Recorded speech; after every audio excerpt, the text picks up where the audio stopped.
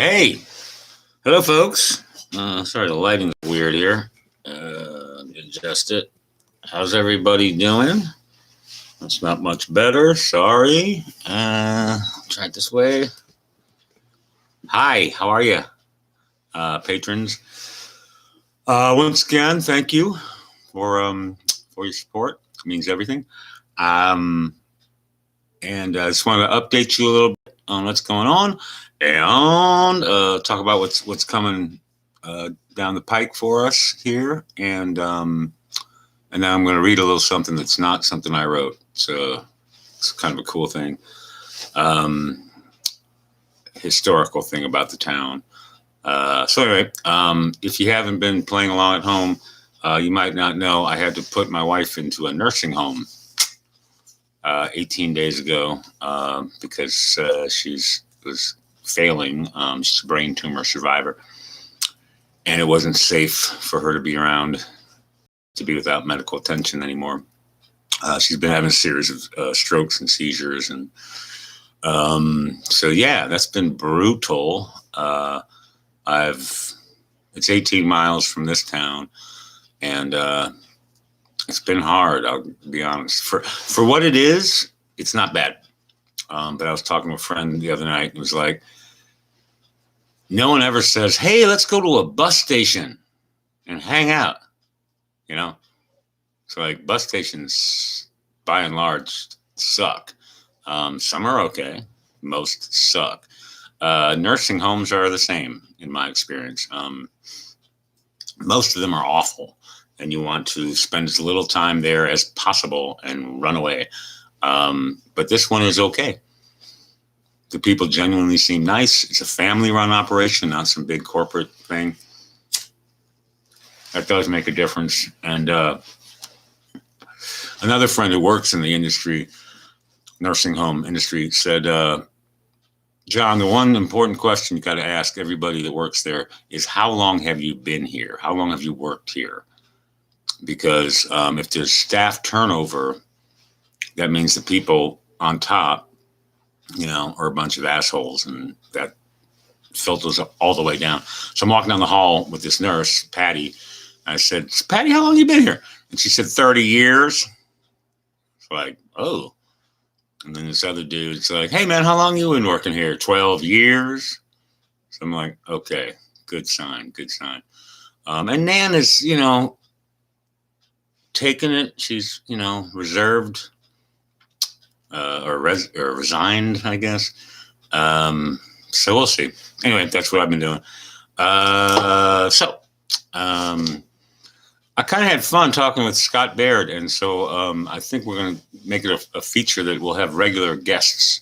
I talked to my friend Nick, who used to run the Economy Inn across the street from us, and that little hotel is a portal to hell. It's a terrible, crazy place. So he's got a lot of stories. And there's this other guy, Kim, who is runs the taxi service here in town. So he's got stories. So that's going to be coming up. Now, what I want to do is read this, give you a sense of this crazy town that I'm living in, which will almost be 3 years in August. So there's this thing. I don't know if you can really see it. This is a pamphlet that they put together. It's called Ye Olden Time, Mount Carmel in its Pioneer Days, compiled by Historical Committee of the Mount Carmel Sesquicentennial Celebration. And they put this out October of 1965. And my grandfather, Gene Powers, was the chairman of this committee.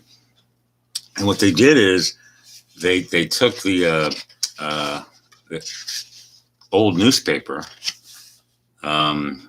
the Daily Republican Register, which has been in existence since like 1820 or something, and they just pulled old newspaper articles and printed them up in this little book. And it's the coolest thing, man, because people back in the day, before television and everything else that followed, read. You read, and so people, regular people, used language and understood language in the most beautiful way. That's really kind of lost, sadly. There was no LOL, you know. There was no emojis, you know. You had to use the English language to make your point. And some of this writing, I just think, is phenomenal. And this is writing from, this is John Hannah, who's the editor of the, it was called the Mount Carmel Democrat. I thought it was the Daily Republican Register.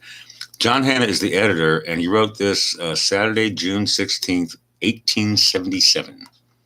Saturday, June 16th, 1877, which is when a tornado blew through town.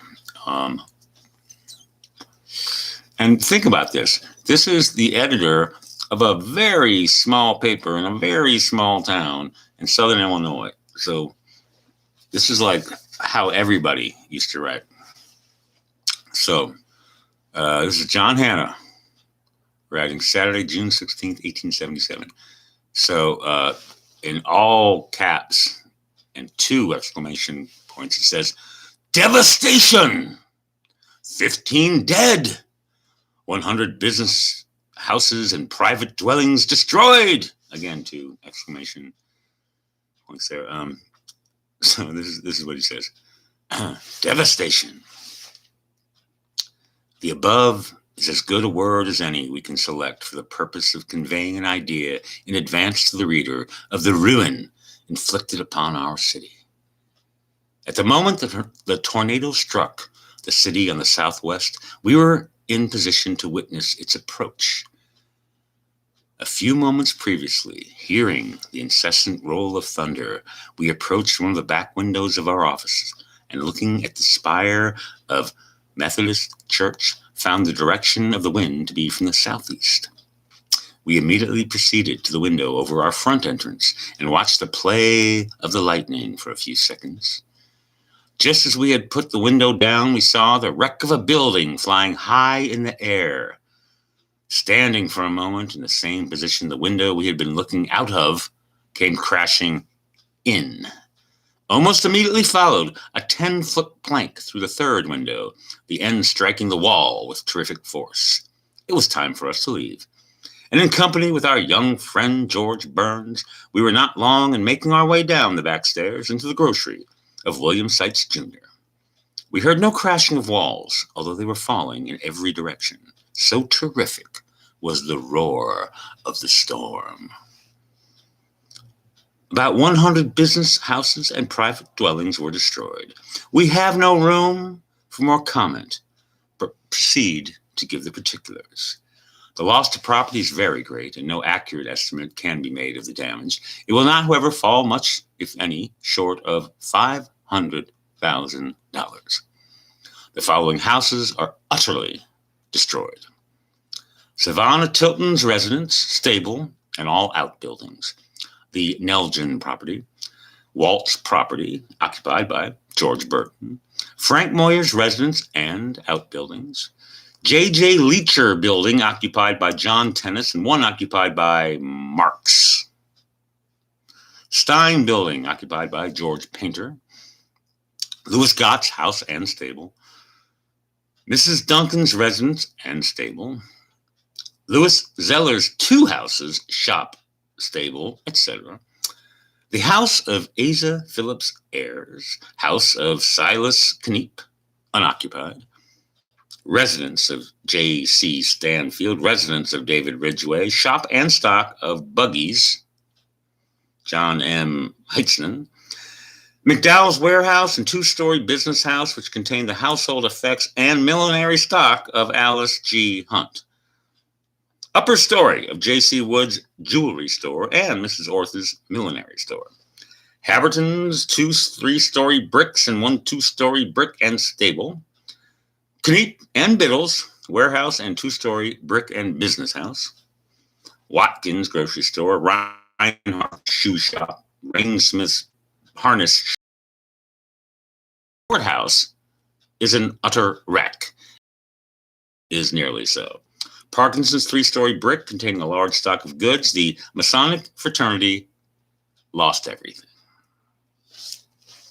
I mean, that's how people used to write, man. Brilliant. All right. Well, it's almost June. So, it's Memorial Day. So let's all remember. Thanks again. I'm going to see if I can turn this thing off. Stay safe, and I'll talk to you soon. Okay. It's John out. Bye.